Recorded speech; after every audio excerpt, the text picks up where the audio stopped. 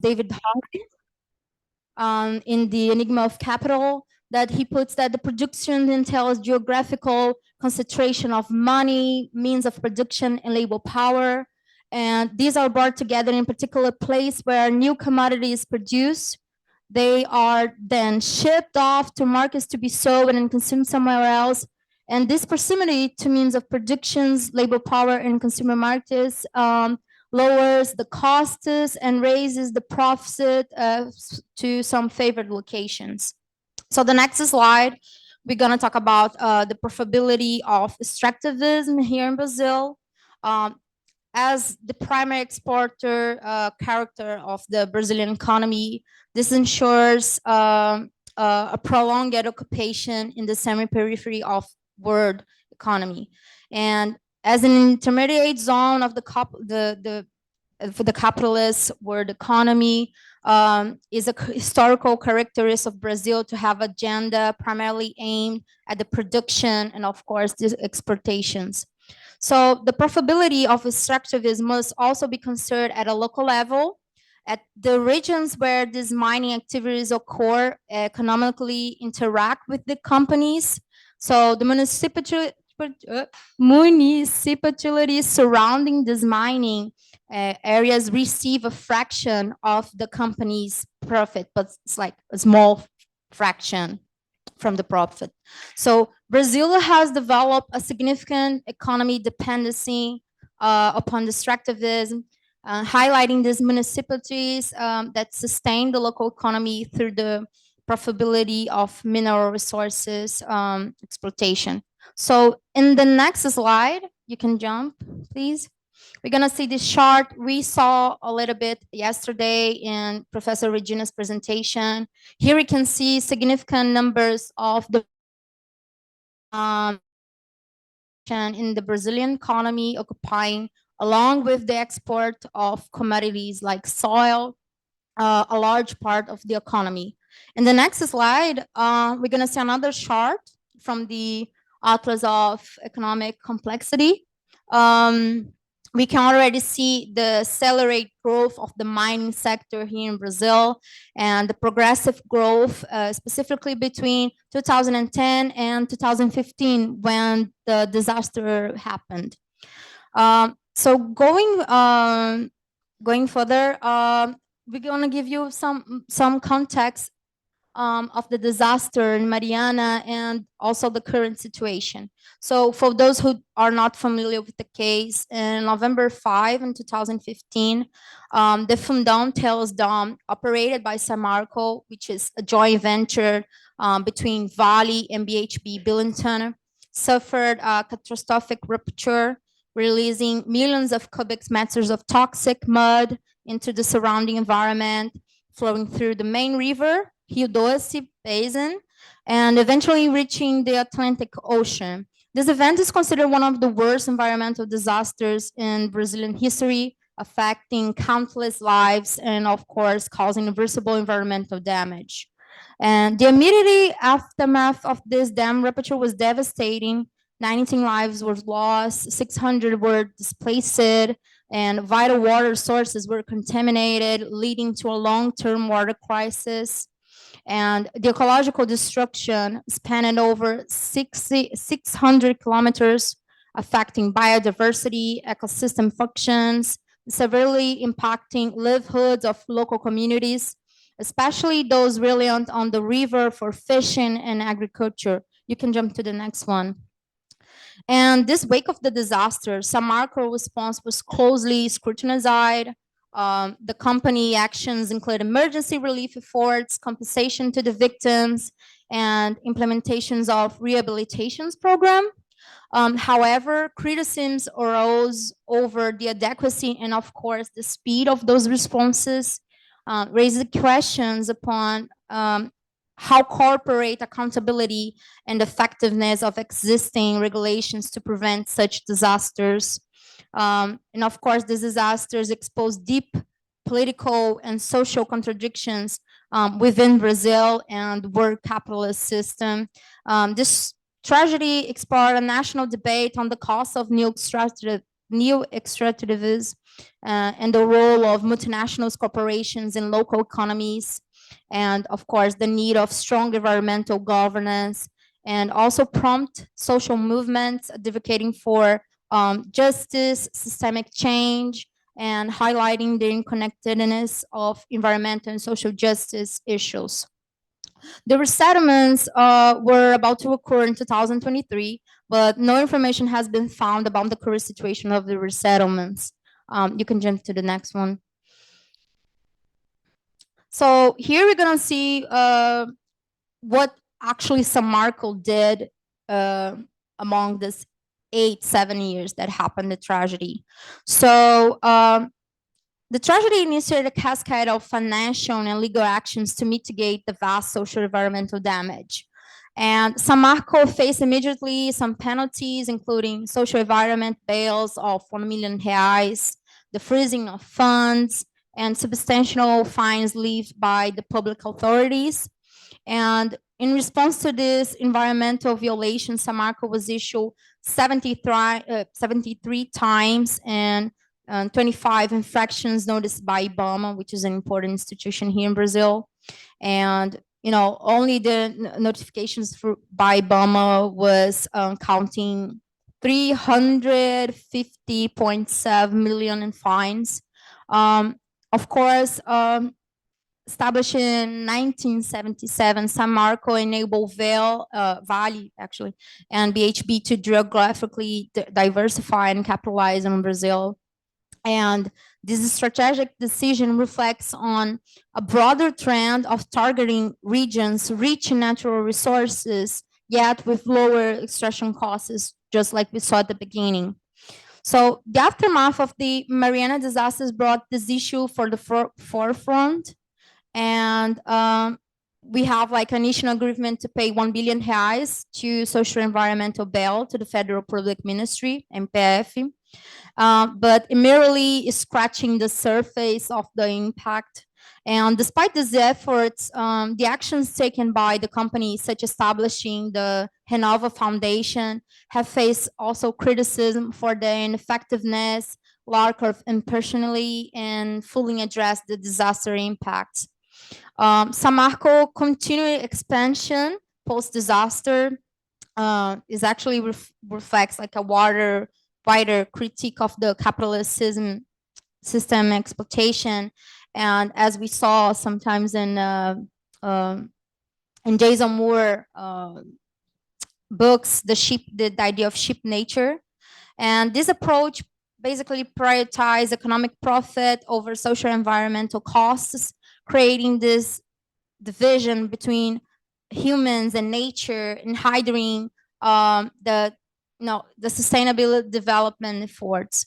So the measures undertaken by the mining companies for reparation following the Mariana has failed so far and shows little efficacy. Despite the closure of the criminal proceedings in Brazil, of course, the resolution has also taken place in the British court, Netherlands, and December 2020, Samarco received, how can I say, confirming to return the operations. In 2018, I don't know if you guys are familiar, but Brumadinho is another city that was impacted due to a rupture in a dam.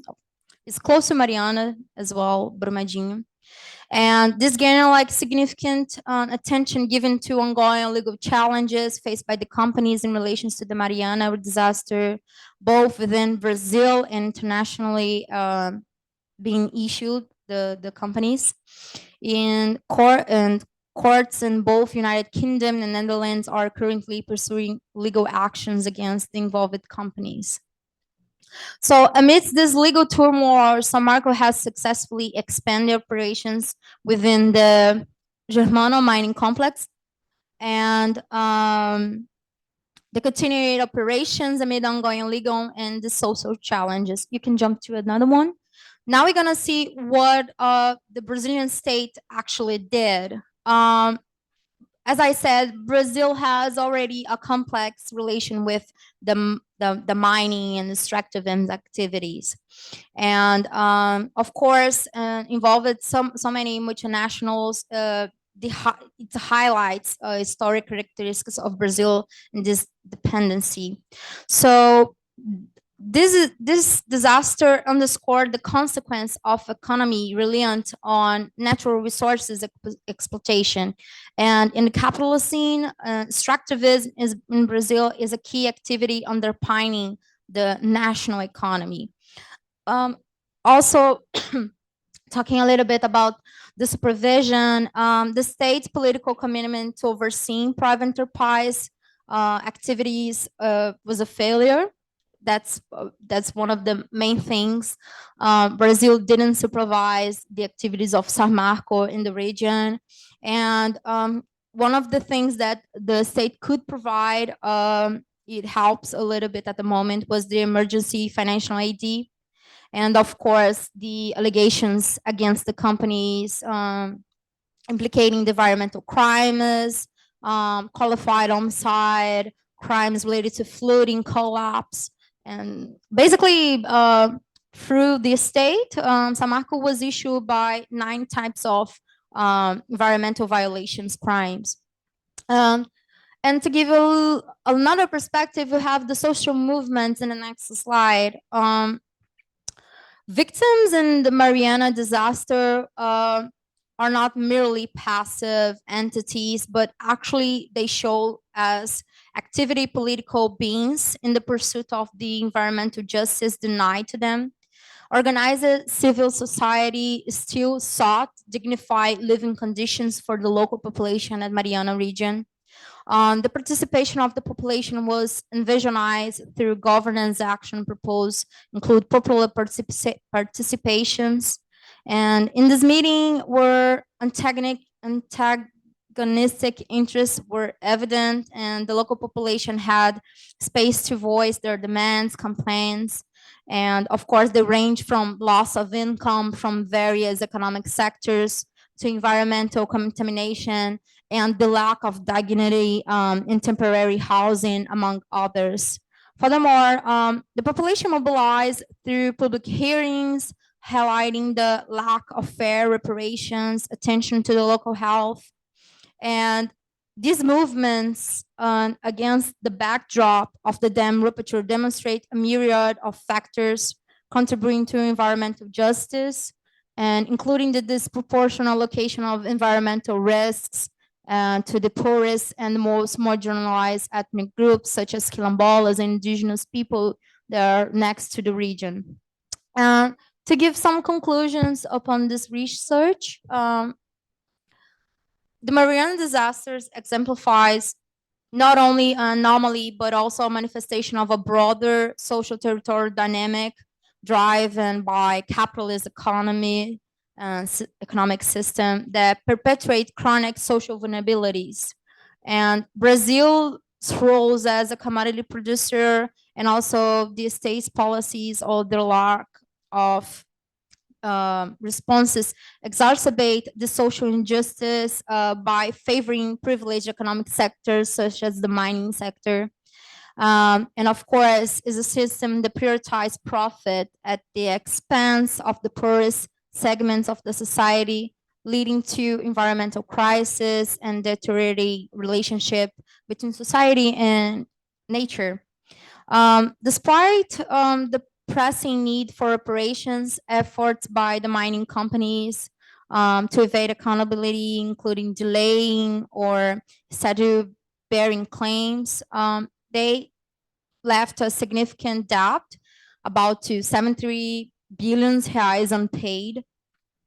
It actually illustrates a disregard for their responsibilities, and the state's inability to effectively address this injustice is also another factor that highlights this systemic failure upon the economic system. So good point is the resilience of social movements give us some perspective upon this solving the climate injustice and disaster injustice, and emphasize, of course, the need for systemic change, challenges Brazil to alignment with exploitation practices that compromise environmental sustainability and, of course, social equity. So that's it. I don't know if I pass too much on time.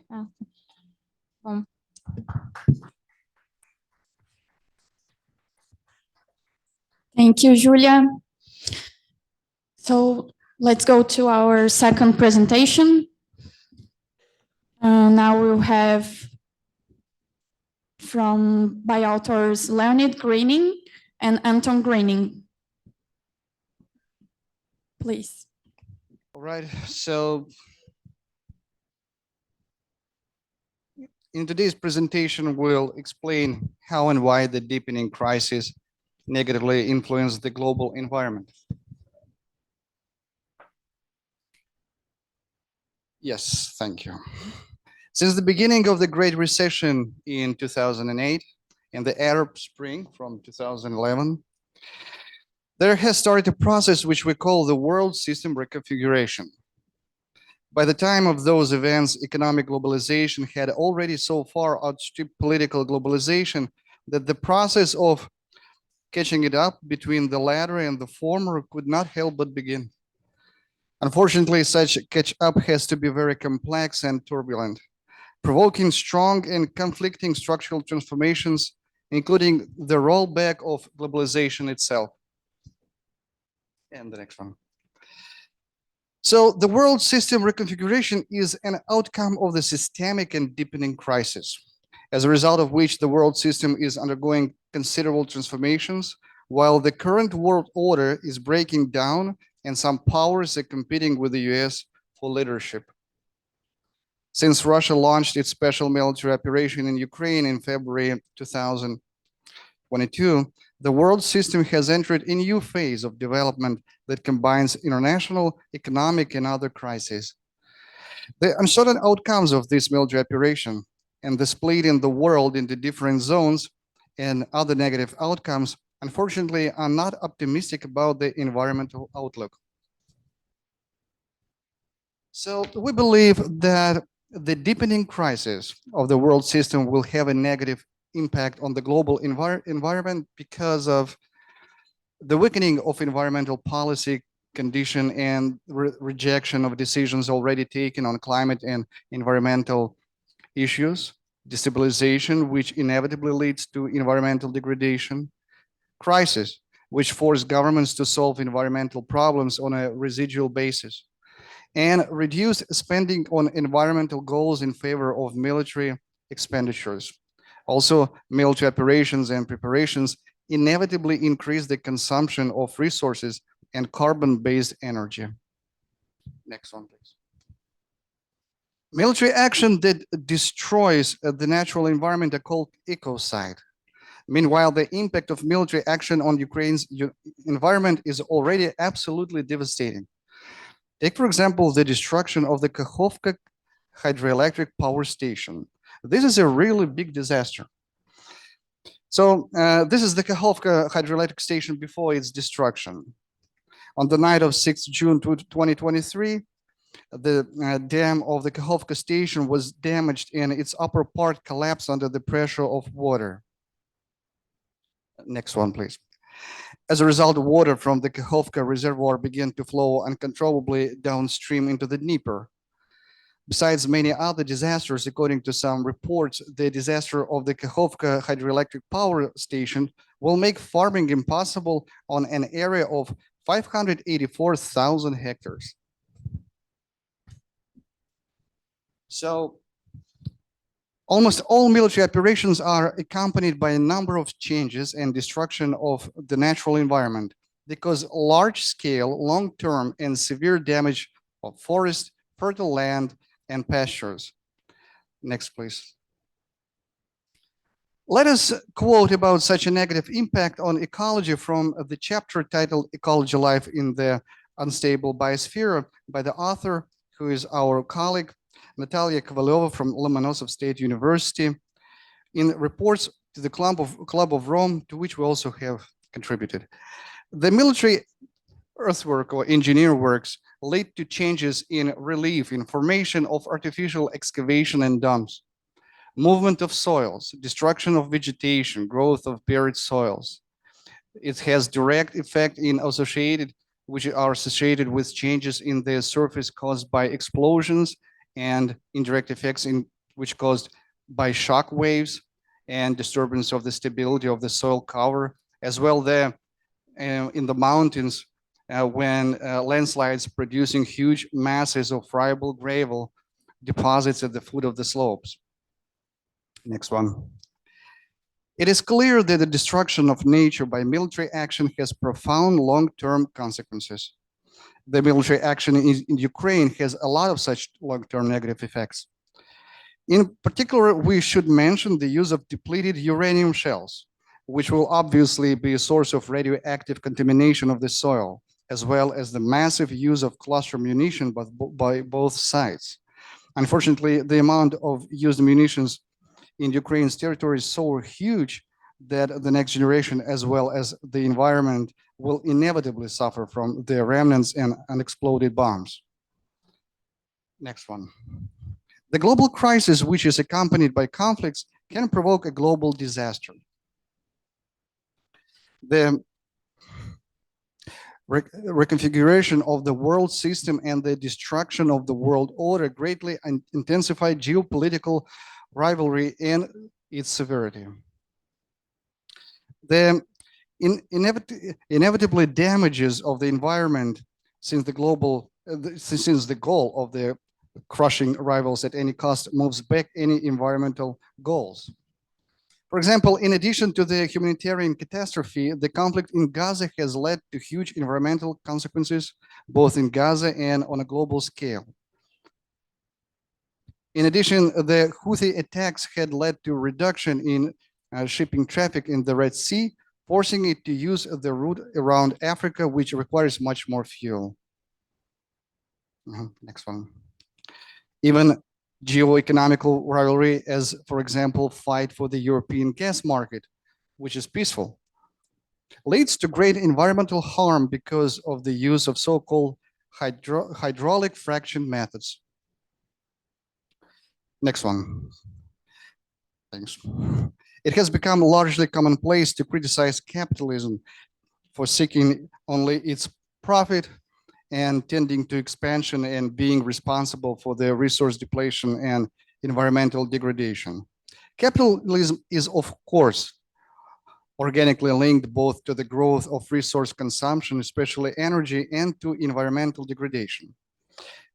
It's not our task to analyze such criticism in detail, but we should point out that without capitalism and economic growth, it would be very difficult to increase living standards, develop technology and society, not to mention the reduction of poverty and unemployment in lower income countries. Thus, we should regard capitalism and economic growth as a necessary thing, if you like, as an indispensable evil. Next one. So the numerous proposals to stop economic growth for the sake of the environment seem to us to be an unrealistic and very dangerous idea. Yet to a certain extent, the correction of mindless growth and the movement towards fair system of distribution are desirable. However, attempts to stop economic growth as the main economic strategy will soon lead to serious social and political troubles and the coming to power of populists who, like, for example, Donald Trump, simply reject all the environmental and climate goals as far-fetched and harmful. On the one hand, we have here is that there's no doubt that economic growth cannot be based on environmental degradation. So finding a balance between environmental security and economic growth is a priority. But on the other hand, so far, unfortunately, it turns out that development and well-being are in opposition to environmental security and especially to the reduction of emission and vice versa. For example, global emissions have fallen by 3.7% in recent years, and that is great. But that was the result of the COVID-19 pandemic and lockdowns. But the environmental trend cannot progress only in times of disasters and economic crisis. That would be a path to a dead end and a social degradation. Next one. In the issue of sacrificing economic growth for the sake of the climate, the most important aspect of the issue is ignored sometimes, which is the sharp and inevitable decline in consumption in low-income countries as a result of low or zero growth. And of course, these countries will not agree. That is why political analyst Rolf Fuchs rightly notes whether the world economy will grow or not, it's not decided in Europe. And next one, please. In this context, environmental demands and programs to reduce emissions are in conflict. First of all, with the urgent need of the global South countries for rapid development, which is impossible without high economic growth. And then with the need to increase per capita consumption, without which it will be extremely difficult not only to significantly reduce the gap in living standards, but even to move from poverty. It is in the global South that population growth continues, while it has almost stopped in the North. Next one, please. Thus, the problem of combining rising living standards in poor countries with the need to protect the environment and in particular to meet the climate objectives is perhaps the most difficult to solve. The development of green energy will of course contribute to the solution of this problem, but it will be far from enough.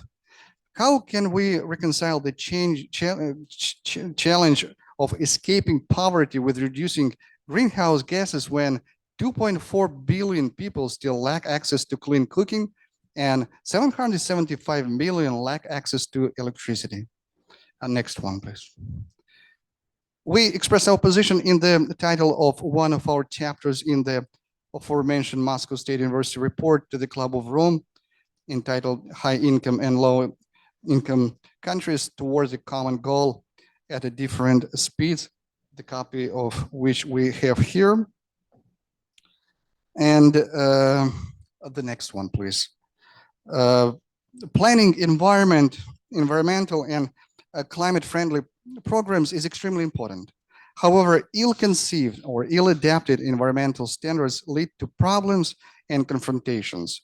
In particular, plans to reduce the use of herbicides, fertilizers, etc., have resulted in mass European farmers' protests, and in some places even to food crisis and, as a consequence, in revolts.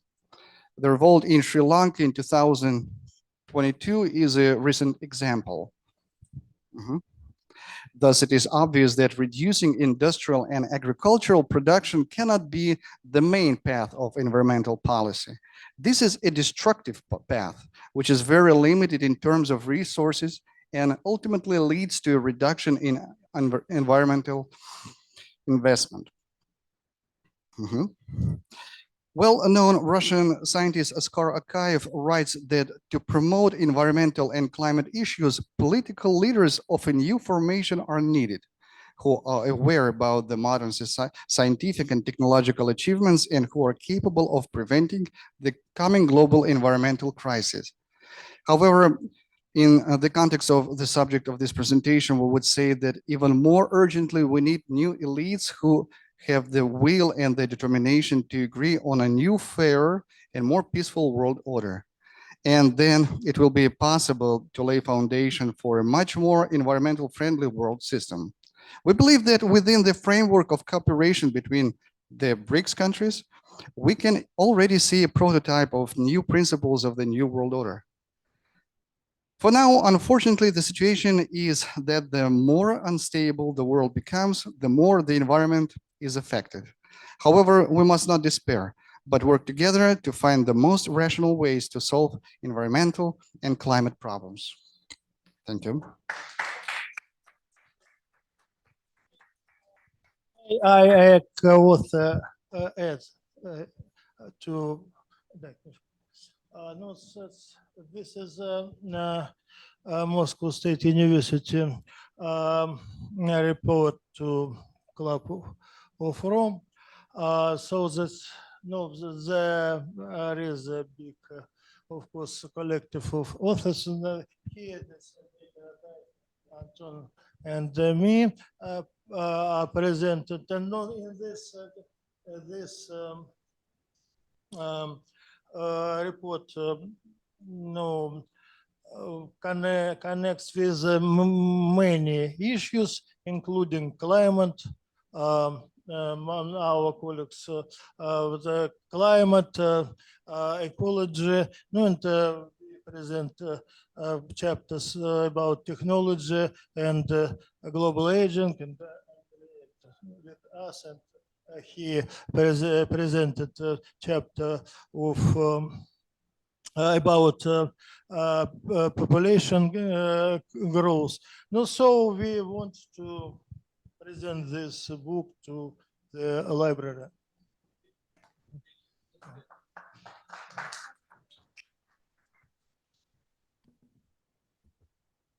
Okay, thank you very much. Now we'll have our third presentation.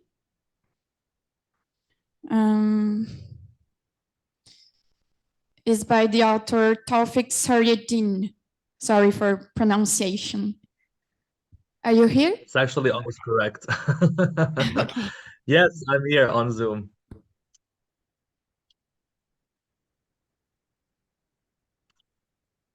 Should I start?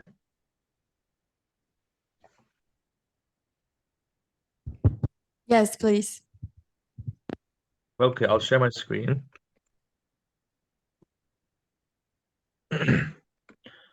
All right, is my screen visible?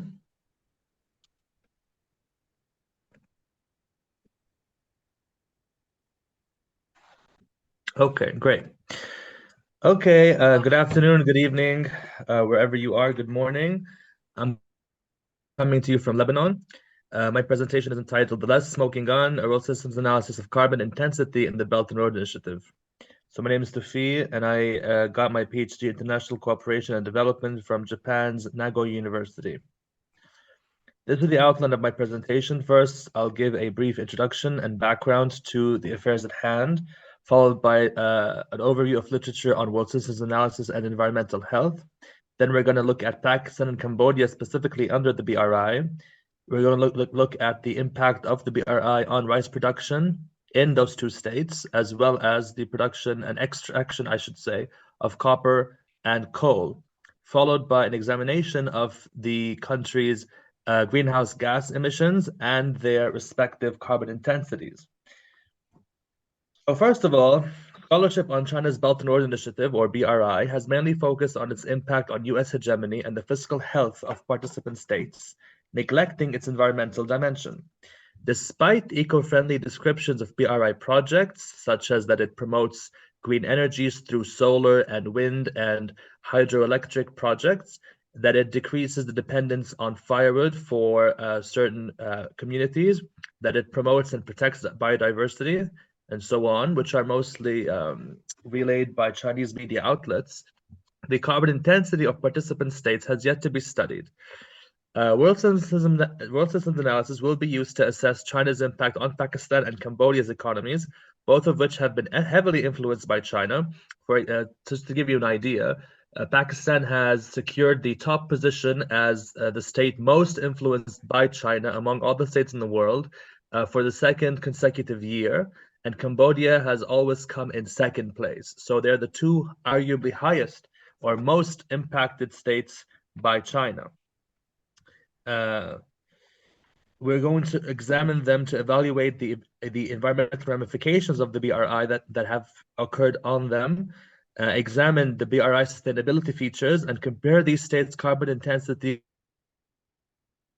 with Bhutan, which is not a BRI member state, although it is a Southeast Asian developing country similar to Pakistan and Cambodia, at least in geography, and of course economic output, and India, which is a non-BRI and not as rich Asian power, in order to draw conclusions after this comparison.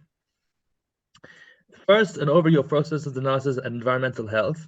Peripheries are structured to facilitate the outflow of revenue to the core, with rising hegemons molding external states into economically complementary entities through significant FDI inflows. I argue that the BRI parallels historical processes of peripheralization as it commissions Chinese firms to execute projects using Chinese labor and products, akin to how the US peripheralized Southern European states post-World War II. Peripheralization involves specialization, which is development of relatively low-yielding economic processes tailored for weaker states, fostering dependence on exports demanded by the core. The environmental outlooks of states are influenced by their position in the world system, with semi and periphery states such as China exhibiting higher CO2 emissions per unit of GDP growth, which is carbon intensity, or which is basically how much carbon dioxide is emitted per $1 of growth. That is carbon intensity. Due to export-oriented industries lacking efficient infrastructure and technologies, in contrast, core states have better infrastructure and democratic processes which are robust and allow for the common person to enjoy a higher environmental standard.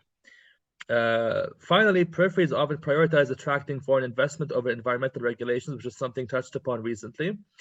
And they're hindered further by repressive political regimes, which would value economic growth over environmental well-being. So first of all, and we're going to look at China's FDI to BRI participants by sector. These were, so I got this data from the American Enterprise Institute's China Investment Tracker. As you can see, most of the sectors which China has been targeting through BRI has been the energy, metals, and transport sectors respectively. However, agriculture is also a part of this. China and Cambodia under the BRI have similar traits. They both participated relatively early on, and they have both received significant Chinese investment and loans, higher than loans and investments from other sources. If we look at the investment into Pakistan from China, for example, we see it towering way above the likes of the United States, Switzerland, and Canada throughout the last decade. The case for Cambodia is also the same. And so China is pretty much the largest and the most significant contributor of FDI into these two states.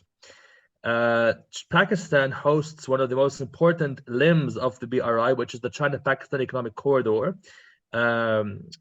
which focuses on sectors like agriculture, energy, and transportation, as it does as well in Cambodia. In fact, I have a book coming out on CPEC later in the year. Economic integration. Chinese imports have become vital for both countries, with China being the top source of imports for Pakistan and Cambodia, including in machine and technology, which were previously occupied by the likes of Japan and the US.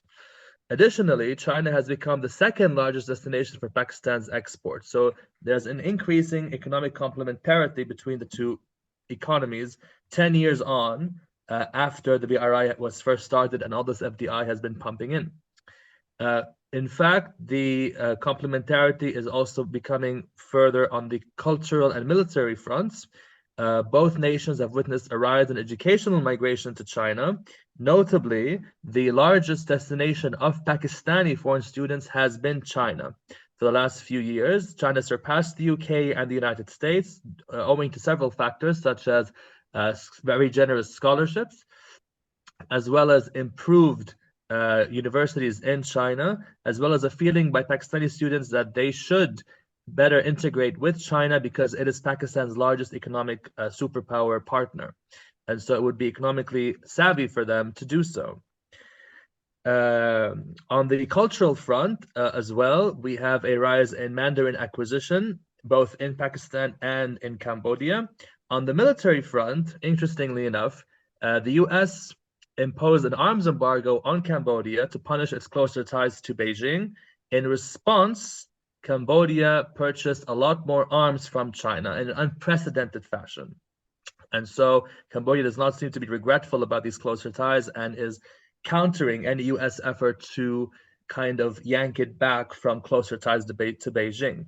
Pakistan's military, meanwhile, has ditched US military technology such as the GPS and is now using Chinese military technology, especially with regards to India becoming closer to the West via the Quad and other measures to contain China. And so the China-Pakistan relationship is becoming closer on all fronts. And one of the reasons for this is the growing relationship between India and the US. and it's a kind of vicious cycle. And just to give you an idea of where things are now, recently the US asked for a military base in Pakistan in order to supervise and oversee the evacuation from Afghanistan. However, Pakistan refused this request. Finally, infrastructure development. Of course, BRI projects in both countries prioritize infrastructure development, such as energy projects in Pakistan contribute to increase energy access, and road connectivity projects in Cambodia, aiming to streamline trade and economic ties. I should also note that over half of all the bridges and roads in Cambodia post 2017 were made through the BRI. And so Cambodia is a lot better connected now because of Chinese investment. Also, a lot more people in Pakistan have access to electricity, largely thanks to Chinese solar imports and also Chinese projects which have provided more energy. However, these energy projects are not just solar, wind, and hydroelectric, but also coal. Now we're going to discuss the impact on rice production in these two countries as a result of BRI participation. So China needs to outsource pollution-intensive rice cultivation because rice cultivation traditionally relies on flooded paddies, which produce a lot of methane. China is under pressure, as you know, to reduce its emissions due to the Paris Climate Accord. Furthermore, the outsourcing of rice production helps China to kind of graduate its agricultural workforce into higher yielding industries. The cost of labor in China has gone up, as have benefits for workers, and so it's no longer feasible to engage in agricultural activities as the profit margin is becoming smaller and smaller for Chinese farmers. And so they're outsourcing these industries and they're outsourcing the production of rice. They're doing so also through technology transfer, such as rice filtering machines, which are machines that basically detect if there's any flaw in a grain of rice and they stop it from going through. Usually these machines were exported by Japan. However, they were too expensive for Pakistani and Cambodian farmers. China developed new machines, new rice sorting machines, which have been met with great enthusiasm by Pakistani and Cambodian rice farmers. So they're able now to produce a lot more rice of a quality that China asks for at minimum. Additionally, scientists at Wuhan University also have collaborated with farmers in both countries to develop a strain of rice which produces 4 times the yield of an average rice grain. And this was developed successfully and is now in place in Pakistan especially.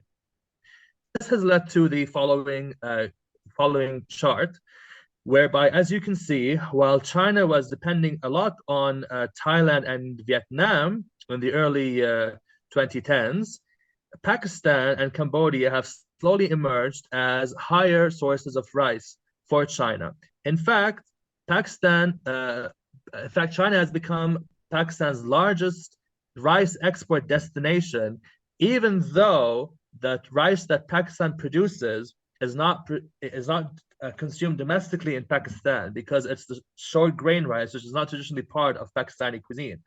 And so most of the rice that Pakistan is producing, which is going to China, is for China, specifically tailor-made. And as you can see, as of 2022, China now is able to kind of spread out its dependence on rice imports among these 4 states, as opposed to relying too heavily on just 1 or 2 sources. This gives China an advantage because now it has a kind of asymmetry with each of them. It does not have to rely too much on one source and risk political or economic instability as a result of this one source no longer wanting to export to it. And this is also a mark of hegemony in terms of trade domination. Now we turn to copper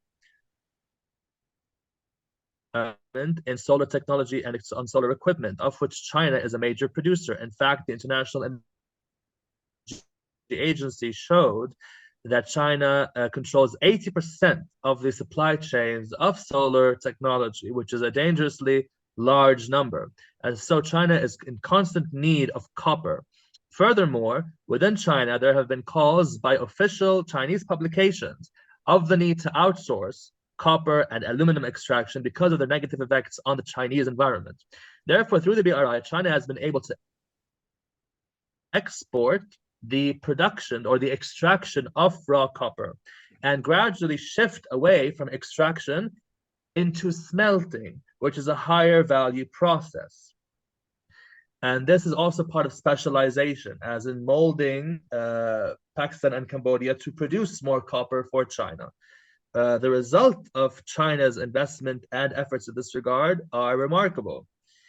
Pakistan's copper exports, as you can see, prior to the BRI were negligible. In fact, in the first few years during the BRI, they were also negligible. However, 2 years after the China-Pakistan Economic Corridor was established in 2016, we see an unprecedentedly high rate of copper extraction and copper export to China, which, as you can see, takes most of what is being extracted to feed its furnaces. And on the other hand, it exports to Pakistan solar technology. And so you have the classical core-periphery relationship where the periphery sends out raw material and the core in return sends or exports high-yielding technologies. In Cambodia, it's the same dynamic.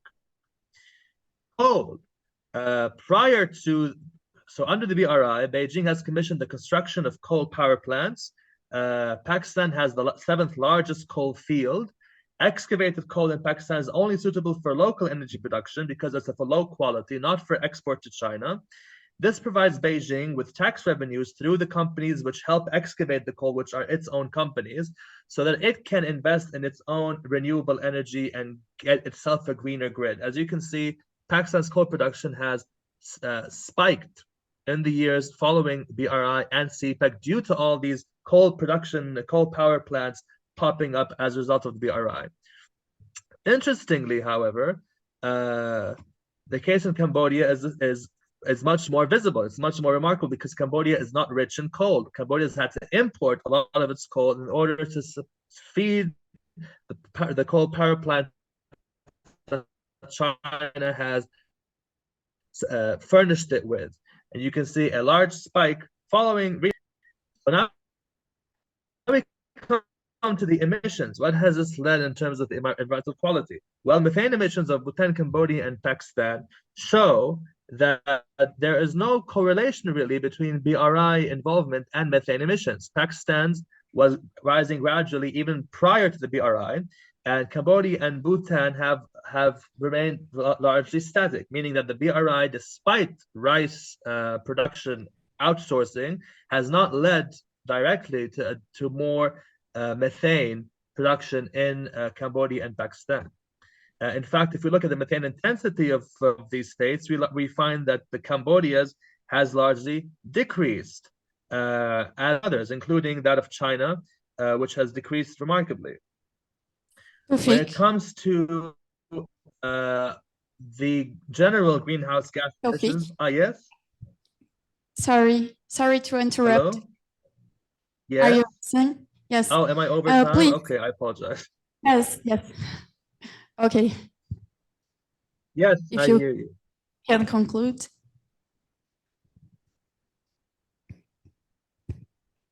Okay, well, the conclusion is simply that China become less carbon intensive because of the BRI. However, despite specialization happening in Pakistan and Cambodia, we cannot say for sure that the BRI has led to them becoming dirtier. And this is largely, I argue, because of solar energy and renewable energy, which has not been discussed in the literature of past hegemons. And so this new hegemon may be in formation, however, it will be less polluting than past instances. Thank you.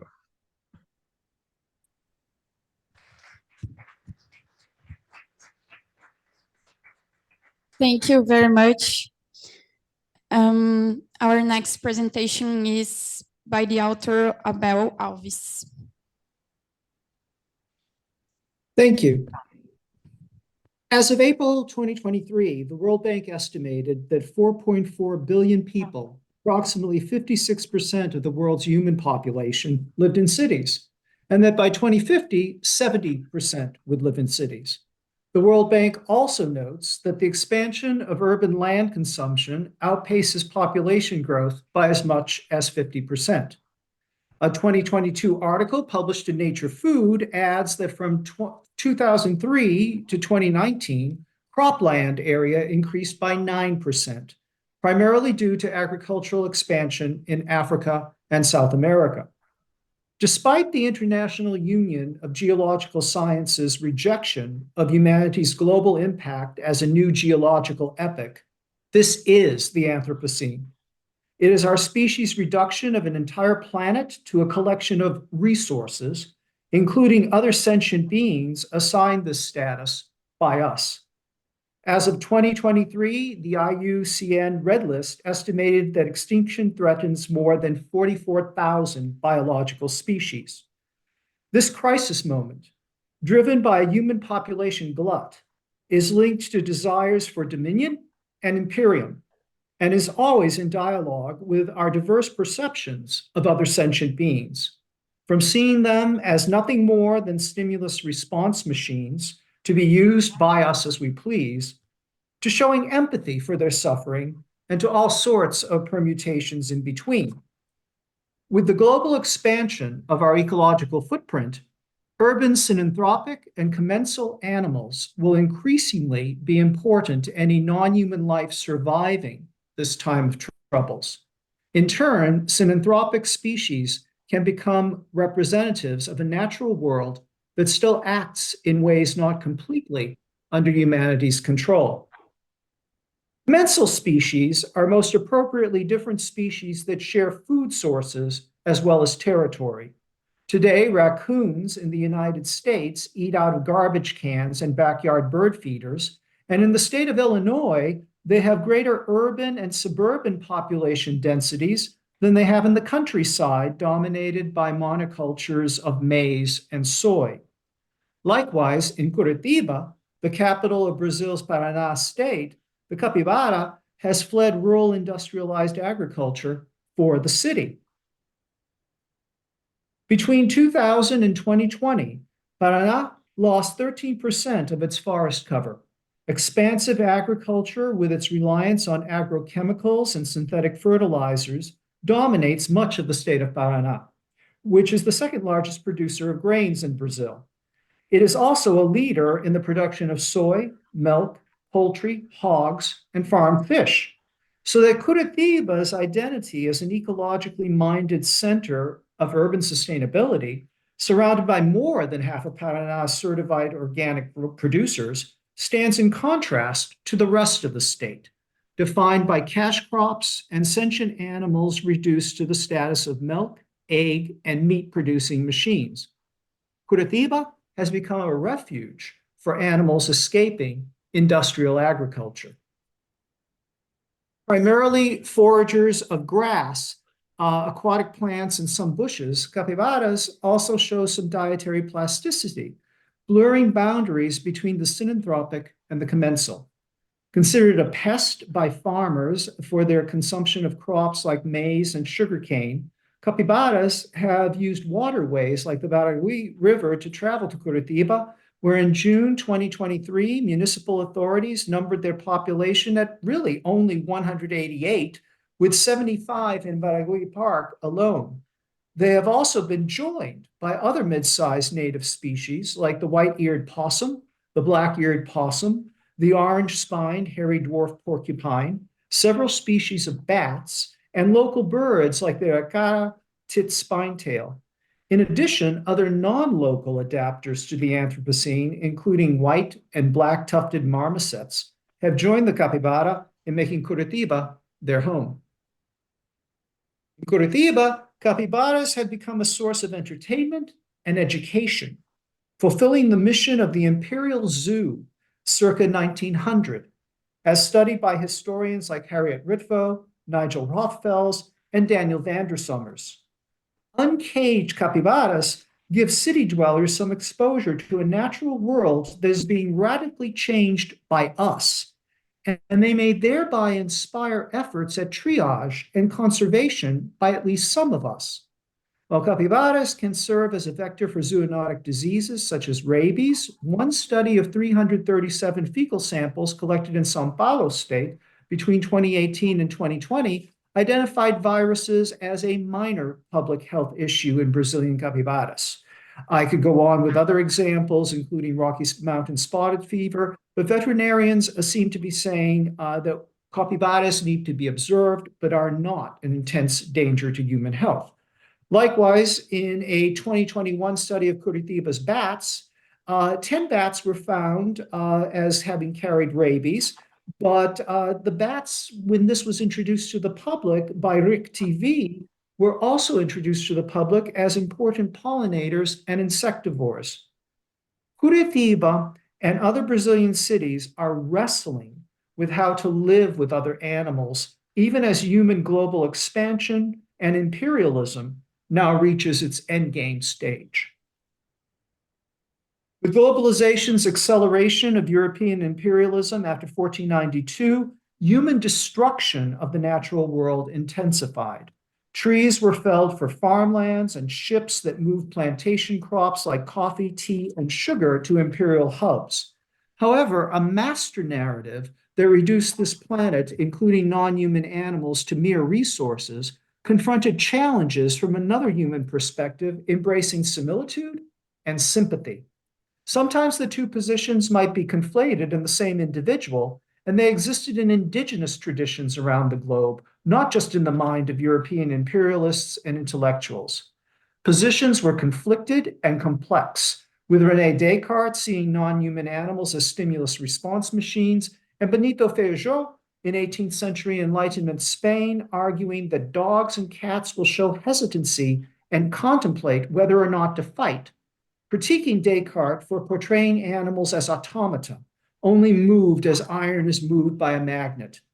The question of whether other animals are only machines and resources or sentient agents deserving of respect and care was also enhanced by the interaction Europeans had abroad with indigenous peoples. In the 16th century, Spaniards in the Americas periodically wrote relaciones and entire chronicles that approached history as both natural and cultural, very much in the tradition of Pliny the Elder's method in Greco-Roman times.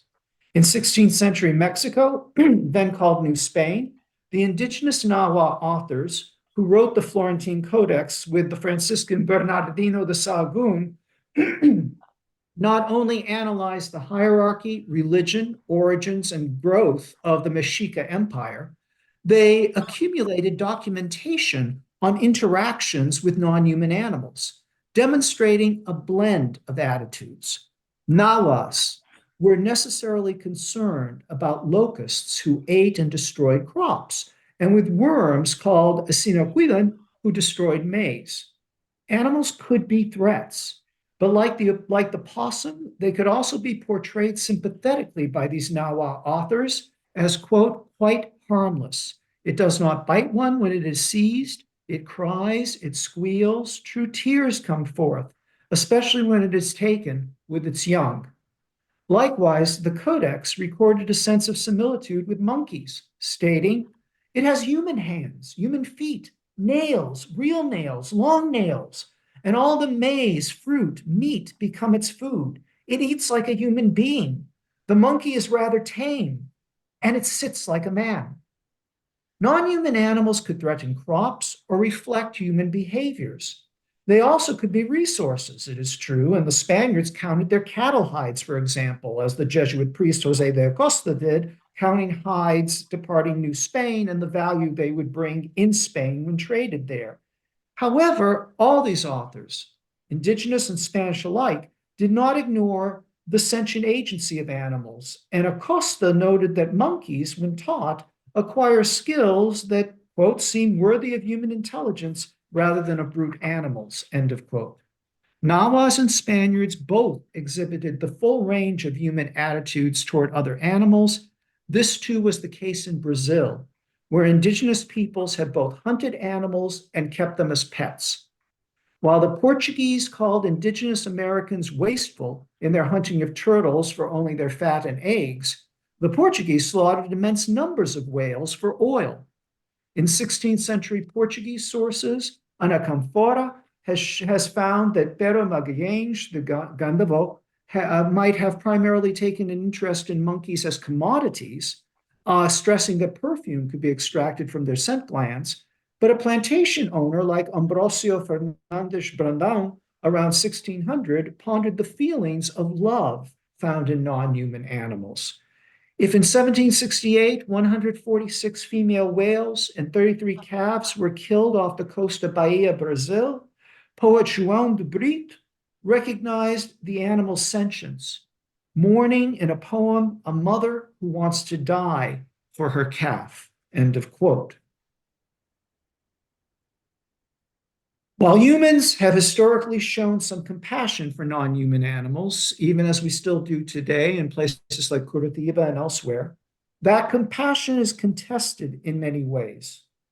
In the article, It's Splitsville, Why Animal Ethics and Environmental Ethics Are Incompatible, Katia Faria and Ezi Paes argue that while both positions, environmental ethics and animal ethics, challenge anthropocentrism, environmental ethics will value non-sentient processes and ecosystems above a Benthamite utilitarian attempt to eliminate or at least minimize the suffering of sentient beings.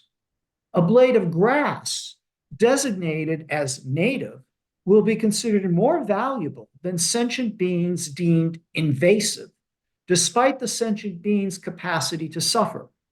There are real-world ramifications, and in November 2023, the Associated Press reported that the United States National Park Service is preparing to, quote, eliminate or, quote, thin about 200 wild horses in Theodore Roosevelt National Park in North Dakota as livestock doing damage to native prairie.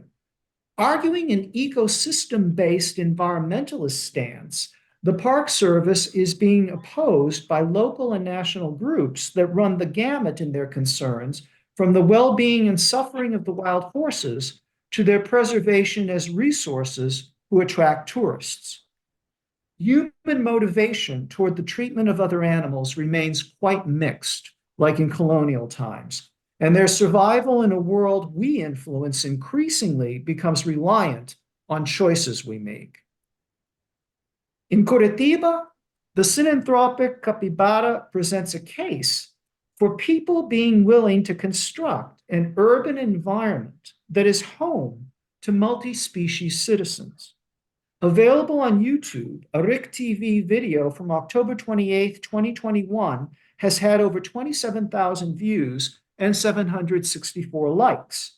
People interviewed by reporter Adriana Lopes emphasize the capybara's docility and agreeable nature.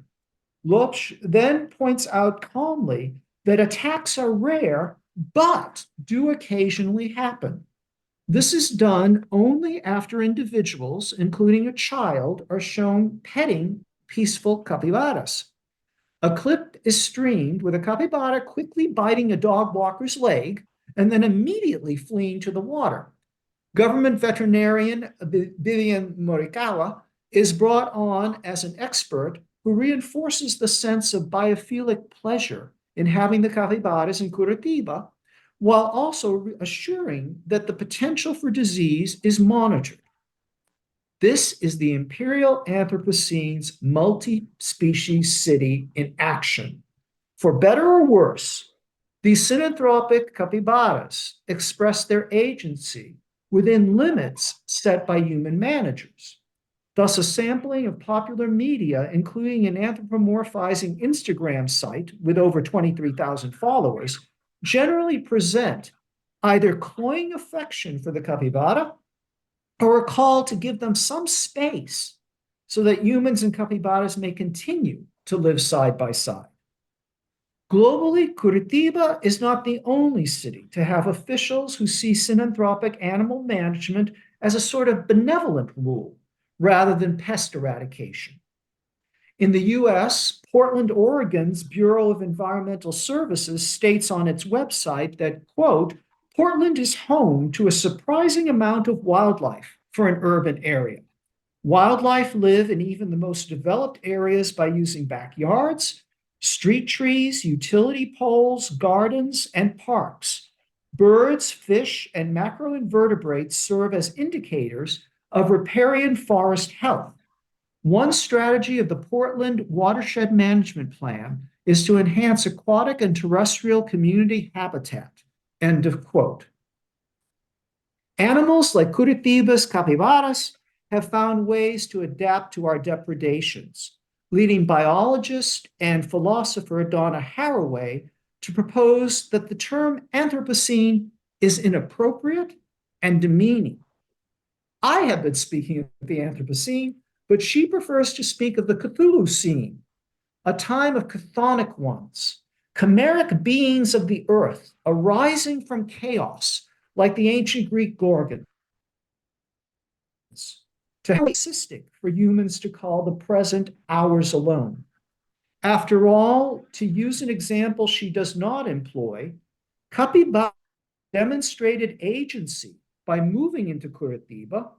These actors can bite, but they usually choose not to. In Haraway's own words, quote, the Cthulhucene is made up of ongoing multi-species stories and practices of becoming. Human beings are not the only important actors in the Cthulhucene, with all other beings able simply to react. The order is reknitted. Human beings are with and of the earth, and the biotic and abiotic powers of this earth are the main story. End of quote. Reknitting, reweaving, repairing, finding humanity's place again within Gaia's chthonic world. This is a theme prevalent in today's solar punk science fiction, championed by Brazilian authors like Gerson Lodi Ribeiro, and in multinational anthologies like Multi-Species Cities. Evolved from Ursula Le Guin's Always Coming Home and Octavia Butler's Parable of the Sower, Solarpunk's visions of reintegration exist beyond speculative fiction.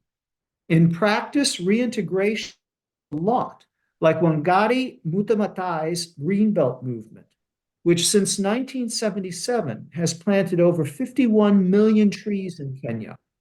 While large farms planted monocultural cash crops and used pesticides to try to increase profitable yield at great environmental cost, Maathai's band of mostly female small farmers diversified their crops using traditional intercropping techniques and tree planting to promote agricultural, economic, and environmental sustainability. In Maathai's own words, if an African child grows up under... Oh, yes, I'll finish. I'm sorry. Can you conclude, please? Yes. You can read the quote on your own. So this is all Haraway's staying with the trouble, doing what we can now. It is recognizing that in every empire, agency does not lie with the sovereigns alone. Power is negotiated, even as Nawa scholars like Antonio Valeriano co-authored the Florentine Codex with the priests supervising them. As we have tried, not always successfully, to decolonize politically, it is now time to try to decolonize naturally. Perhaps then the Cthulhucene will really exist in species interaction. Thank you very much.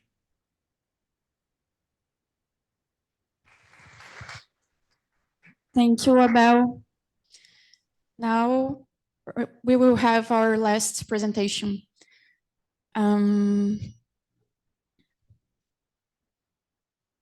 By the author Giacomo Ciccilischi. You can go. Thanks. Boa tarde, gente. Boa tarde quem está em Floripa, quem está pelo resto do mundo. Eu sou o Giacomo, eu sou doutorando em Relações Internacionais aqui no programa de pós-graduação em Relações Internacionais da Universidade Federal da Bahia. Eu fui mestrando do programa que está organizando o evento, então essa pesquisa é uma transição dessa minha caminhada acadêmica. Eu comecei a ler primeiro o Moore no mestrado e agora eu estou começando a ler o Schopenhauer no doutorado, e por essas inquietações que surgiram na leitura dos dois, eu fiz esse artigo e essa apresentação, que é intitulado Pensamento Xamânico do Capitaloceno, uma tentativa de construção de alianças no fim do mundo. Então, a gente vai ver, só um momentinho. A gente vai ver uma análise que eu fiz, que é um entrelaçamento do pensamento do Schopenhauer e do Jason Moore. Eu analisei essas duas obras, Capitalism in the Web of Life, que é de 2015, do Moore, e A Queda do Céu, que é do Davi Schopenhauer e do antropólogo Bruce Albert, que foi o tradutor para o francês primeiro, em 2013, se eu não me engano, e depois a publicação em 2015 em português. Então, eu utilizei a tradução em português para fazer essa análise. A minha metodologia foi baseada na metodologia de análise textual discursiva, mas com uma pegada mais bricolé, ou seja, eu entendi que os textos definem um fenômeno, só um pouquinho, definem um fenômeno de diversas formas, mas que são capazes de aproximações conforme o tensionamento da pesquisa e do pesquisador, no caso eu, né? Ou seja, eu parto de uma desconstrução dos textos, da escrita desses dois autores, para uma posterior comunicação entre eles. Ou seja, eu tento criar sentidos compartilhados encontrados tanto no Moore quanto no Schopenhauer. Essa pesquisa, esse trabalho foi muito influenciado pela Donna Haraway e pela Anna Tsing, que acreditam que não precisamos de teorias gigantes e que é possível alianças de identidades cambiantes, né? Então, eu tento humildemente, né, tento quebrar algumas paredes do conhecimento científico e, a partir das brechas dessa parede quebrada, pensar em um processo de convergência entre essas identidades cambiantes, que, no caso, é o Moore e o Schopenhauer. Eu dividi o artigo em duas grandes sessões. A primeira sessão, eu busco os principais conceitos, tanto do Moore quanto do Schopenhauer, para entender o espaço em que nós vivemos, né? Desde 1950, há uma literatura, principalmente com a Raquel Carson, uma literatura que dá agência para o planeta, né? Então, existe aí uma divisão do que é planeta e do que é o mundo, né? E pensando no Manilier, o mundo é a construção dessas divergências visuais que nós temos, né, nas nossas perspectivas conflitantes. E ele só é possível, ele é realizável apenas quando conectadas umas a outras, né? Para a gente entender as fricções que existem entre os conceitos e os fatos que eles narram, né? Então, nessa primeira sessão, eu analiso o conceito de oikos e o conceito de uri-ahá, que é traduzido em português do Yanomami como terra-floresta, como esse espaço das relações humanas e extra-humanas. Como eu analisei um texto, eu vou trazer alguns trechos desses textos, né? Primeiro, Moore conceitua o oikos como uma dialética de várias camadas que inclui a flora e a fauna, mas também as múltiplas configurações, ciclos e movimentos geológicos e biosféricos do planeta. Por meio desse espaço multidimensional que formam-se e reformulam-se as relações e condições que criam e destroem o mosaico de cooperação e conflito da humanidade, o que normalmente é chamado de organização social. Ou seja, o conceito de oikos é uma tradução, digamos assim, do que seria a organização social, né? Aonde se dá a organização social. Nesse pensamento do Moore, a natureza não é oferecida como um fator adicional a ser colocado ao lado da cultura, da sociedade ou da economia, né? Justamente esse espaço de coprodução entre os humanos e extra-humanos, como a gente viu na apresentação do Abel, né? Essa relação entre espécies, né? E aí é interessante a utilização desse conceito de oikos, porque ela direciona a nossa análise para as configurações das unidades atuantes e objetos atuados. Nesse caso, como a configuração social, ou seja, a unidade atuante, produziu a crise socioambiental, que é o objeto atuado, né? E não mais o porquê estamos dela. Ou seja, a gente passa a analisar como e não por que, né, estamos nessa crise, que esse porquê gera conflitos muito grandes, né, conflitos de perspectiva histórica, conceitual, do que é e do que não é, e quando a gente foca só nessas perguntas de porquê, a gente perde alguns problemas importantes, algumas dinâmicas importantes que deveriam ser analisadas, né.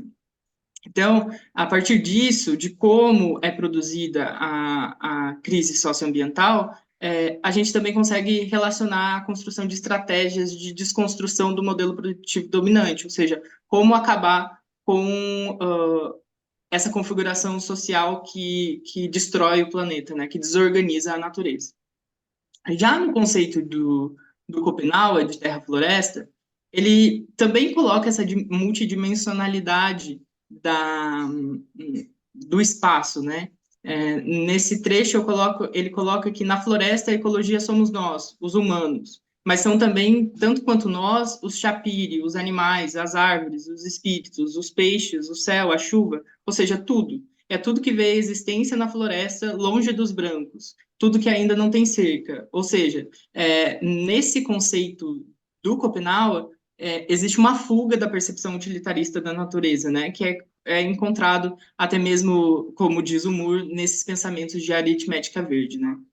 A diferença que tem entre o Moore e o Schopenhauer nesse sentido é que há uma espectralidade Yanomami, ou seja, há uma sobrenatureza do espaço, né, que são os espíritos, né, tudo é cheio de espírito. Mas a gente poderia traduzir essa questão do espírito como agência, né, todos os seres, humanos ou não, têm agência dentro do planeta, né? E aí a gente começa a encontrar as aproximações. Primeiro, como eu disse, a multidimensionalidade do espaço e dos seres que o habitam, né? E a importância da história na criação dos significados conceituais. Tanto Moore quanto Schopenhauer têm uma análise, uma descrição histórica do espaço e da desorganização socioambiental, né? E aí tem várias aproximações, né? Como Schopenhauer, o branco tem ações capazes de repartir o todo em pedaços, e para o Moore, a organização humana tem capacidade de objetificação. Ou seja, mesmo que haja uma agência dos seres extra-humanos, os humanos conseguiram essa capacidade de organizar e objetificar o espaço, né? Principalmente pela questão da construção e da expansão do capitalismo, né? Então, Moore e Schopenhauer descrevem, indo para a segunda parte do artigo, né, que aí eu encontrei os significados, e aqui eu entrelaço na segunda parte as descrições que eles fazem. Tanto Moore e Schopenhauer descrevem destruição socioambiental a partir dos processos de acumulação de capital por meio da produção massiva de mercadoria. Aí tem uma questão conceitual, que o Moore utiliza o conceito de natureza barata e lei da natureza barata, né, para a descrição desse processo de destruição socioambiental. Já o Schopenhauer observa nos brancos a centralidade da mercadoria, né, que nos torna um povo da mercadoria. Mas basicamente fala sobre a mesma coisa, né? A diferença mais explícita entre o pensamento do Moore e do Schopenhauer é a relação da hiperexistência que existe, segundo Valentim, no Schopenhauer, ou seja, os espíritos dão significado aos objetos, e a não existência da sobrenatureza, né, que é o caso do Moore, que, como ele é materialista histórico e tem essa vertente marxista, ele tem essa visão um pouco mais utilitarista dos objetos, né? Mas isso não impede essas aproximações, né? Ao contrário, fortalece um pensamento intermediário que conjuga essas duas perspectivas, né? O importante é que, nessas duas descrições, a noção de que os sistemas produtivos não terminam no produto final, ou seja, no objeto acabado, né? Mas são constituídos por relações de poder. E a principal, para mim, vantagem desses dois pensamentos é imaginá-los como contrapensamentos, né? Neles a gente encontra novos entendimentos dos processos asfixiantes do capitalismo, como o professor Pedro tinha falado hoje mais cedo dessa acumulação de capital, que é a pior parte do capitalismo, né? E eu só queria deixar claro essa questão da centralidade da mercadoria, né? Que é presente tanto no Moore quanto no Copenhague, né? Que é esses processos de centralidade, ou seja, a reforma desse sistema que a gente vive por um meio de uma economia mais verde ou qualquer coisa assim, é inútil se pensado nessas duas perspectivas, né? Por exemplo, no caso de Mariana, os indígenas Krenak observam a morte literal do rio, né? Não só a sua utilidade de produção de peixes, mas a morte de um parente. É como se um parente tivesse morrido. Ou seja, o espírito daquele rio morreu. Então, não existe nenhuma contrapartida financeira que possa reviver ou ressuscitar esse rio, né? Porque esse rio morreu, o espírito dele foi embora. Então, como a gente juntar essas perspectivas, né? Eu acho que é isso que eu começo a tentar fazer aqui.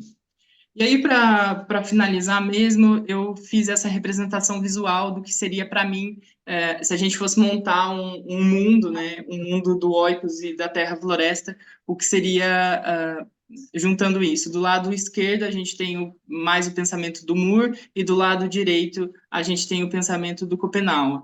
Eu vou tomar liberdade para ler só o meu último parágrafo, porque eu falar que vai ser complicado para vocês para explicar essa imagem, mas como eu escrevi, pensei e transbordei em palavras, eu acho que é melhor. Para mim, então, esses conceitos, né, e essas duas perspectivas são parte do contrapensamento, como eu falei, e o Oikos encontra na Uriahá, ou seja, na Terra-Floresta, um espaço multidimensional que comunga todos os seres. No entanto, o compartilhamento espacial é hierarquizado pelos modelos produtivos e políticos que buscam unificar os tempos e, com isso, os próprios sujeitos. Nessa busca, aqueles que ficam de fora desse relógio modernizante são colocados como parte da natureza, ou seja, como não humanos. Isso possibilita a exploração desses seres, principalmente de sua energia, para a acumulação de capital alheia. O resultado de todo esse emaranhado co-constitutivo é a desorganização da natureza, que, por sua vez, reage defensivamente contra as ações humanas. Mesmo que Moore fale em uma possibilidade de fugir desse sistema com o fim da natureza barata, Copenhague nos alerta sobre as perdas já ocorridas em seu povo e que nenhuma forma de recuperação futura poderá cobrir o valor desses seres. Para mim, o fim do mundo está funcionando como um sistema de longa duração. Ele se sustenta por meio de suas inúmeras instituições políticas e econômicas que se modificam conforme a necessidade conjuntural. O fim do mundo é canibal e ele está com fome. É isso. Essa é a minha apresentação. Obrigado. E essa imagem é muito boa porque é a representação do que eu quero passar, né? Essas conexões entre o local e o global, que é o Davi Copenhague e um parente dele segurando o mapa mundi, a terra-floresta em que nós vivemos, né? Obrigada, Giacomo. Thank you very much, Giacomo. Well, I would have some comments and reflections to make to the authors, but I think I will open to the public first, and then, if there's time, I will comment. Okay? Is anyone have questions? I have first a question to Anton. Anton, I'd like to discuss some points in your conclusion. I totally agree with you. Unfortunately, we can't sustain 8 billion people with organic agriculture. It's a fact. Unfortunately, it's a fact. But the solutions you are suggesting, I don't know. Do you think we can build some kind of governance system that enables us to overcome this these challenges, considering that the international system is an anarchical system without a central power, because I have some difficulty to imagine how this can be done, because if what you were suggesting there is that in a new format of the international system, some multipolar or maybe polycentric format, all nations could and would discuss and reach agreements without imposing power over each other, you know? Because if you have some really hegemonic power, the rules are made and the enforcement is done, and things unfortunately happen, you know? Of course, there's a lot of strife when you have a super hegemon trying to impose its force, its power. But how can this be done? You know, in a polycentric world, how could it work? I can't figure out how. You know. Thank you for the question, and that's exactly what we propose, that the existing world order has to be changed, because yes. Okay. Okay. Oh, sorry. Yes, because existing world order intends to only to expand its power, and does not think about other participants. So with that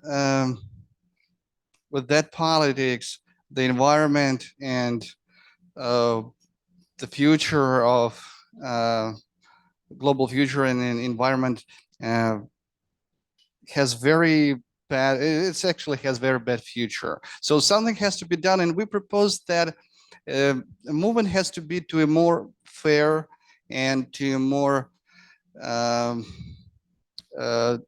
to a better world order, when countries could decide and could have agreement based on their values and the environmental problems. We see that BRICS actually starts this process because there is no contradictions between countries in case of environments to protect it, and BRICS has its own policy about environmental policy. So, but the first, I think, to answer the question first, the existing world order has to be changed, and the ideology inside it has to be changed. It has to be projected to the problems of countries and the world problems at the first place, and then in the problems of people at the first place. That has to be the most the priority here. Thank you, Anton. Yeah. Daniel, you ask now very difficult question. So if we know all us that we must action, not discuss. But how we see the problem? Yes, of course, the world system crisis decrease and weakened many ecological and then climatic programs. But no, maybe this is a time to find new ways. And if we can find the world agreement for all nations. Now, recently, it seemed that such way is possible. Now it's no. I'm afraid that the split of world no is deep enough, and so it is difficult to hope. But we must find other ways, and our idea, my personal idea, that it is necessary to be more more adaptive to changing of situation, and not to insist on such program which can be now realized, and because it might be worse. So it's many populists no, want to come to power. So and we must think new ways. This idea. And the one more Anton said, but it is important. Not the recent years, the world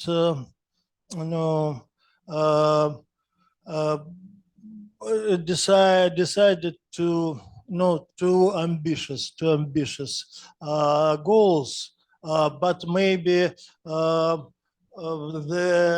it's possible to find, for example, a way against carbon emissions by local technological improvement, but not only to reduce of production, but to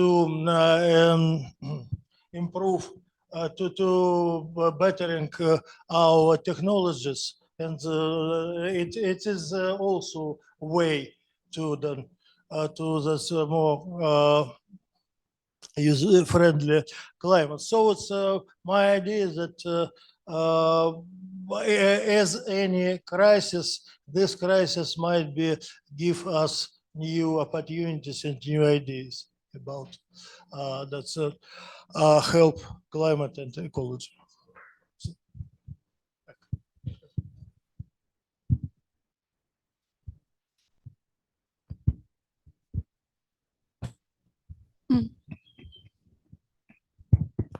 I'd like to make a comment to Tofik.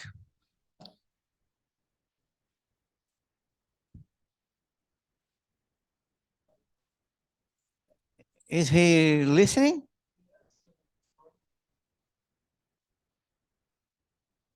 Eu acho que travou lá no dele. Não, eu não vou falar. Se ele não ouve, eu não vou falar, não vou perder meu tempo. Tofik, are you listening or are you sleeping? Não, então deixa pra lá. Não pode ficar. Fica. Okay, I will ask first to Abel. Are you listening, Abel? Okay. Yes, I just unmuted. Abel, I read your article and I really like it. And I would like to ask, how do you interpret the genesis of the ecological crisis? And do you imagine that the human species can consolidate an alternative rationality that allows the formation of balanced relationships with the rest of nature, especially with sentient beings? Thank you.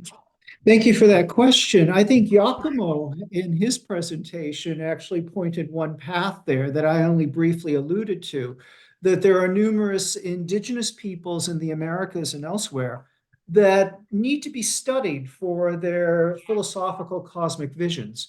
It is the case that what he was saying about the Yanomami and what he was saying about indigenous people in Brazil is very similar to what I think of as Manitou among the Algonquian and the Haudenosaunee in North America, Waka with the Inca, that there is this sense of spirit presence in the world, agency. You must beg forgiveness when you kill another animal.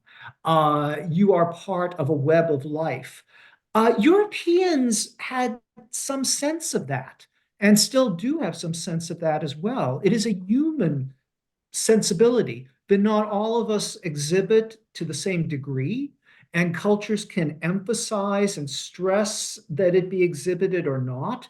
And I think that that is one of the very fun things that Ursula Le Guin and some of these authors are pointing out. But we also see practical things on the ground, local communities like Detroit in the United States, greening the city and growing food in the city when Detroit hit rock bottom economically. I'll wrap this up quickly. It's like when you raise such an excellent point, and what we live in now, as what was said by Anton earlier, is a time of opportunity. And one thing we have to do is perhaps see that the previous web is being unwoven. So the solutions may not come from nation states. The solutions may not come from the traditional methods of doing things. The solutions may be found in a prolonged period, as Giacomo said, of what Varoufakis is calling techno-feudalism, where we have this rentier class that is currently looking for lithium all over the world, and they're not nation states. They are looking for lithium because we are wedded to these things, and we're part of the problem. And so you have this situation where power is not the way it used to be. It's not the United States alone. The United States still matters. It's not the People's Republic of China alone. The People's Republic of China still matters.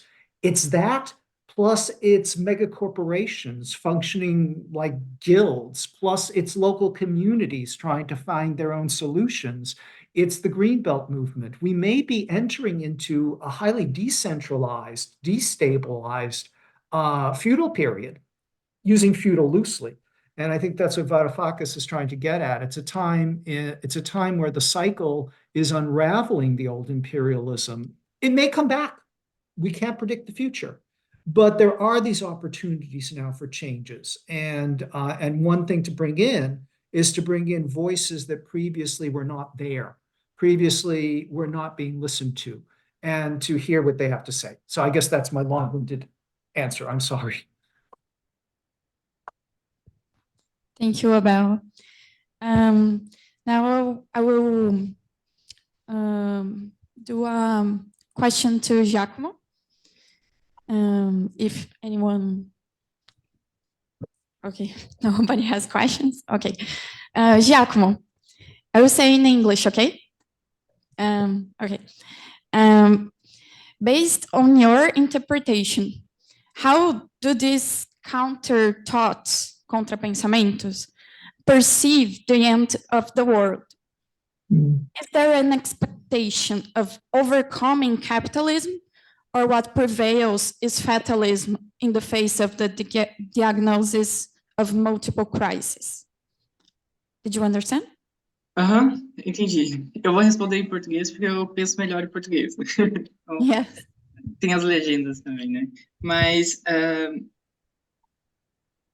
eu acho que esses pensamentos não passaram pelo desencantamento do mundo que o Weber fala, não passaram por uma burocratização completa, uma racionalização completa.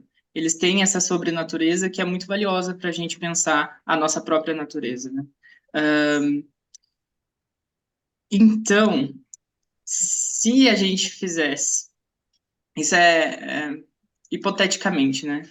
Se a gente fizesse, conseguisse fazer alianças com esses pensamentos, essas cosmosvisões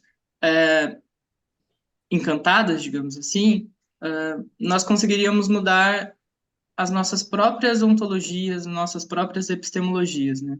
E quando eu falo que esse pensamento é encantado, não é simplificar ou ignorar a complexidade que esses pensamentos trazem, né?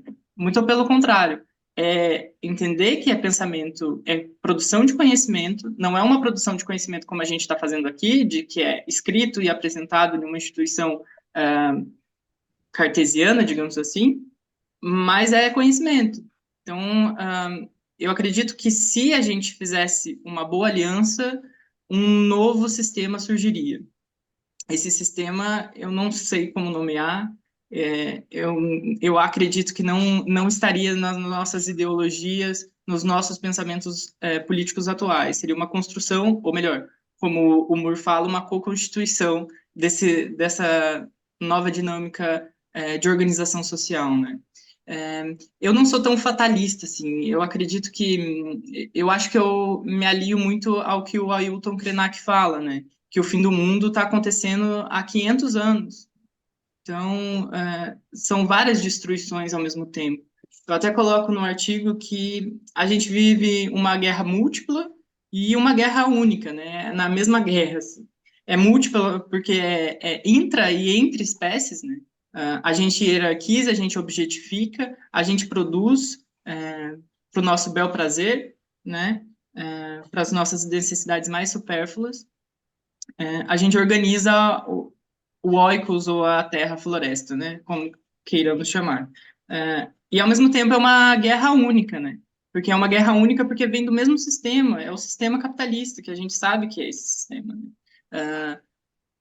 Então, é como eu falei, toda reforma que for pensada para melhorar esse sistema vai cair nessa aritmética verde que o Jason Moore fala, que é essa conexão da economia mais ecologia. E aí vira o quê? Nada, continua sendo a mesma coisa, a gente continua mercantilizando a natureza, que é bem pior, objetificando a natureza, e a gente não tem solução. É um social ecologismo, né, que surge dessas tentativas, né?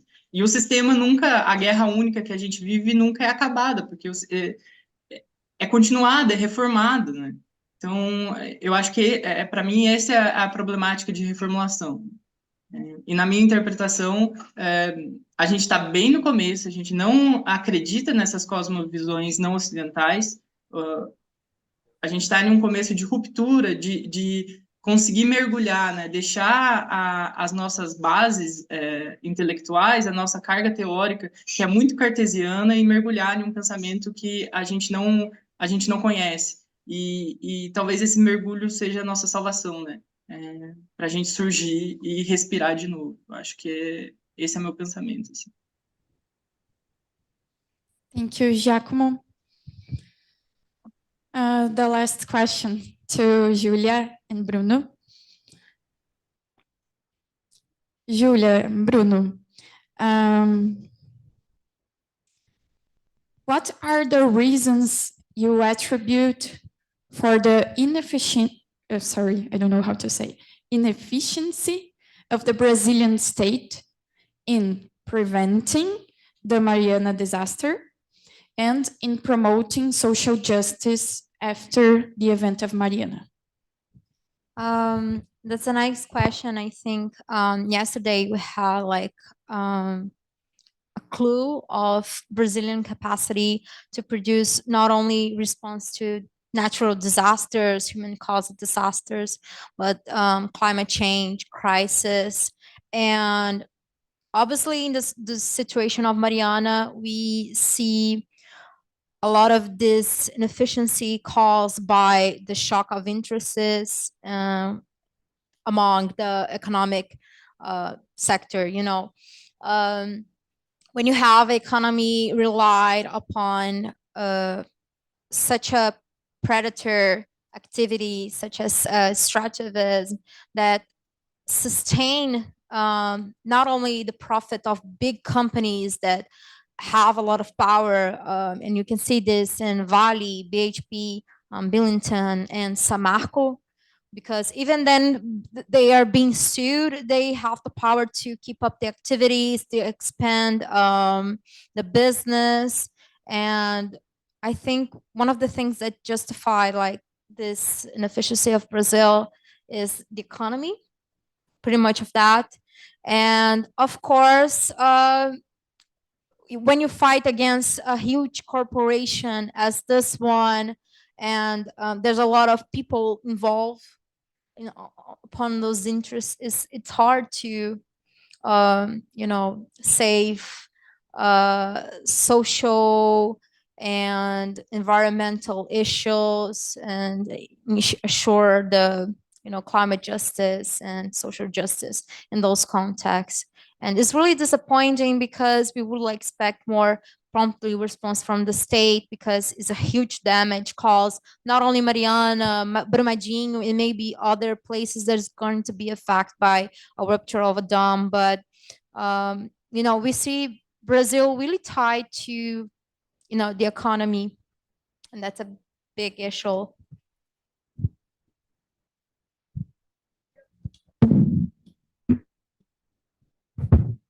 Thank you, Júlia. Okay, we were going to finish this panel, and I want to thank you all the presentators, and yeah, that's it. Thank you very much.